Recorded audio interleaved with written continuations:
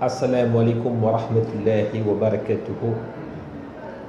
Bonjour pour les uns, shalom pour d'autres.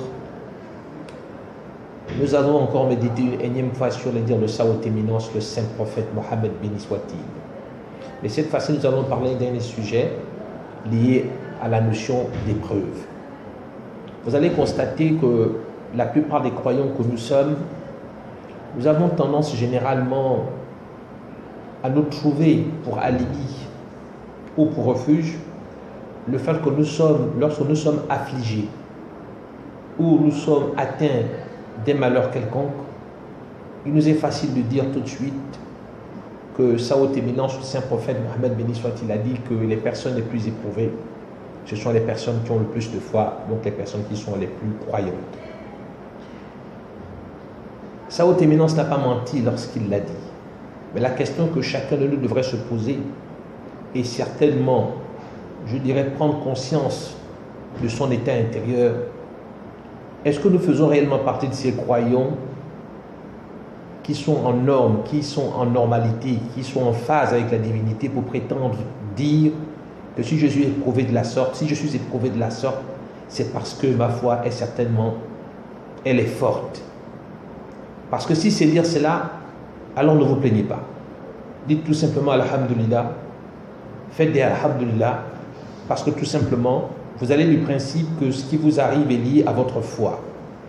Mais personne ne dit que sa haute éminence a dit aussi que lorsque le croyant, lorsque les péchés du serviteur sont nombreux et qu'il n'a pas suffisamment de bonnes actions pour les compenser, alors Allah l'éprouve par les soucis pour le purifier de ces différents péchés. Alors là, on ne pense pas à la purification, on pense tout simplement au fait que non, si j'ai autant de foi, c'est parce que, c'est pourquoi je souffre, c'est parce que. C'est donc donner l'impression que quand vous voyez quelqu'un qui a les moyens de sa politique, écoutez, qu'il est croyant, vous dites, oh, certainement il est comme ça, parce que s'il était réellement croyant, il ne devrait pas être aussi aisé, aussi à l'aise. C'est une piètre interprétation des textes de la religion, des textes du Saint-Coran.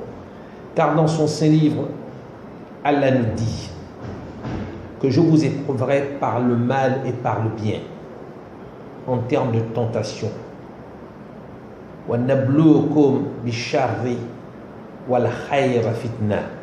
Donc si Allah nous dit clairement qu'il nous éprouvera par le mal et par le bien, c'est donc dire que avoir des biens, c'est aussi une épreuve. Être beau, c'est une épreuve.